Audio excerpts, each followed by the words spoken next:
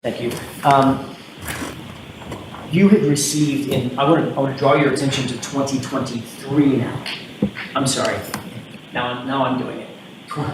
The fall of 2022, September of 2022. Yes. Did you receive a notice on Commonwealth letterhead indicating that you were not to destroy or in any way manipulate any data on your cell phone? Destroy the phone itself, or to manipulate or destroy any data on that cell phone? I do not remember getting that letter, no. I'm going to read this for the record, Your Honor, if I may, with the court's permission. Yes.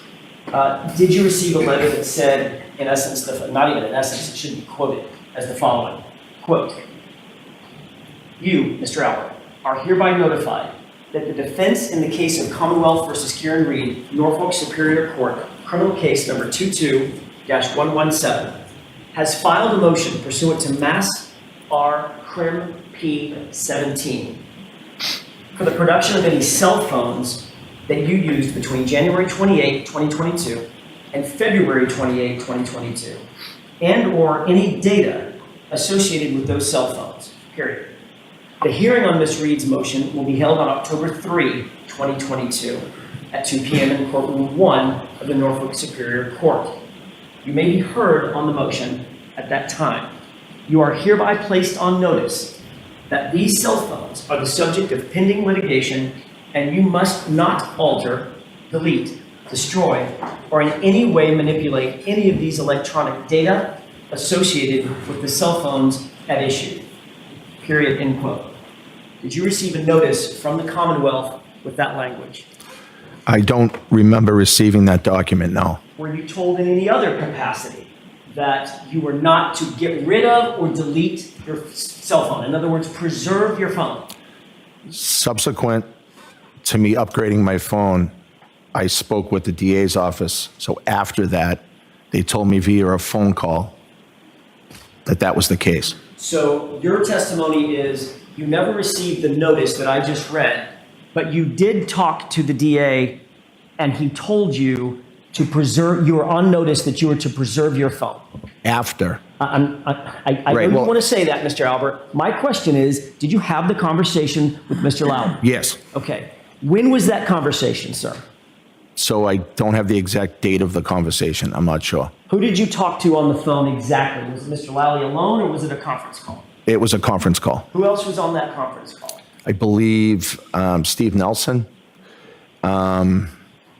and other witnesses in the case were on the conference call. Can you name those witnesses for us, please? I believe it was Brian Higgins. I believe Jen McCabe, Matt McCabe, and maybe somebody else, but I can't recall. Who initiated that conference call? I believe it was somebody in the DA's office, so either Mr. Lally or Steve Nelson, somebody like that. Did everybody just call into a central number, a conference line? Yes.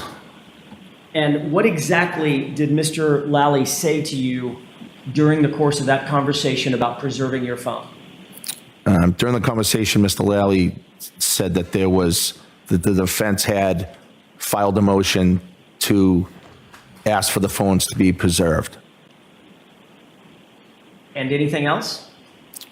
That's what I remember him saying. Did you volunteer that, oh my goodness, I just upgraded my phone last week conveniently. I don't have that phone anymore. No. You didn't say that to Mr. Lally? No. You just took the information that he gave you and hung up the phone and went about your business? Yes. Without notifying him that the very phone that he had just ordered you to preserve had just been destroyed days earlier. No, the phone wasn't destroyed. I upgraded the phone. The data was destroyed, sir. Correct? I did not destroy any data on any phone. Mr. Albert, I upgraded my phone. when you upgrade a phone, you know that the phone is set back to factory reset before your new phone is handed to you, correct? Happens every time. I don't know that. So if you have You don't? personal Really? texts with your doctor, personal communications with Mr. Henning, your lawyer, you're just going to hand that to a pimply-faced kid at Best Buy and say, here's my phone? You know that data is destroyed when you upgrade your phone, right? I think some things are come over across contacts, things like that. So I don't know that for sure. You can back up your data, sir, but the phone data is destroyed for all purposes. It's factory reset, correct? I don't know that. Sure you don't. That's an iPhone. Years, How many times have you upgraded your iPhone? multiple times. Every single time you upgrade it. You know that the phone prior, the data's destroyed on it, correct? Usually my contacts come over and my photos come over. Sir, So that's a backup. no, I don't think I have that on backup, but okay. Irrespective, you didn't tell Mr. Lally that you had gotten rid of that phone.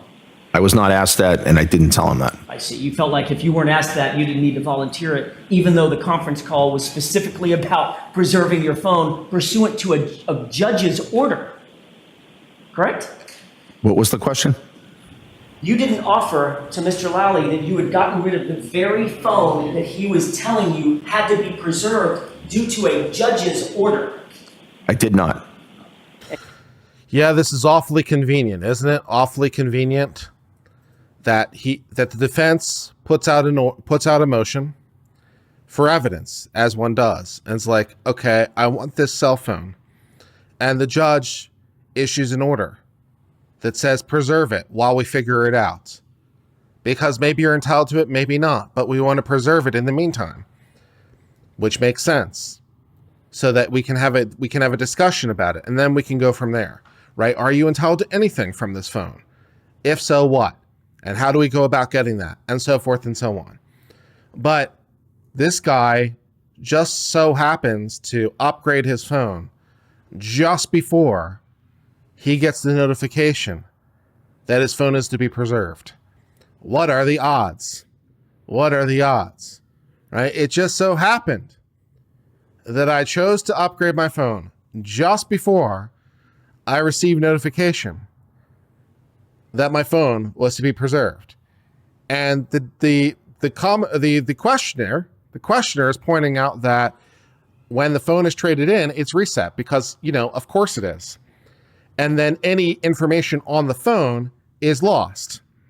Now, some information might be transferred over in a cloud backup, but that information relates usually to specific apps or specific data. It doesn't maintain all the data of the phone.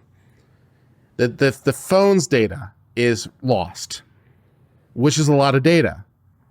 The internal information on the phone is lost. That information is not backed up, nor is it restored. So that information is lost, and that information might reveal things. And he just so happened to have his phone upgraded just before he got notification.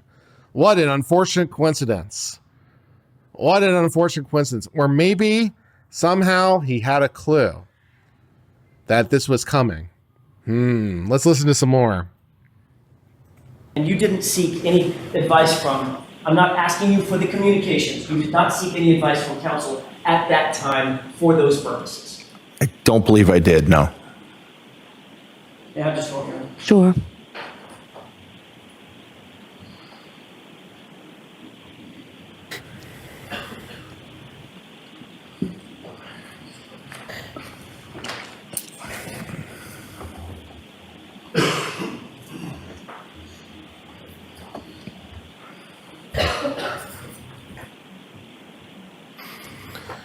Yep, it's a pretty sus thing, my friend. Pretty suspicious timing. At some point, you indicated There's a lot of little sus things in this case. There's a lot of little sus things. The cell phone magically gets lost just before it was supposed to be turned over. The dog magically gets transferred to a farm upstate. The taillight pieces aren't found initially, but are found at a later time. Right? There's a lot of little, the police are dispatched to the wrong address at the wrong, and the logs indicate the wrong times, including in the search warrant affidavit, the wrong times. They didn't appear to try to interview anyone in the house where the body was found, which seems like a reasonable step in a police investigation, to go knock on the door and be like, hey, can't help notice we found a body. You want to talk about that at all? No? Didn't want to ask them any questions?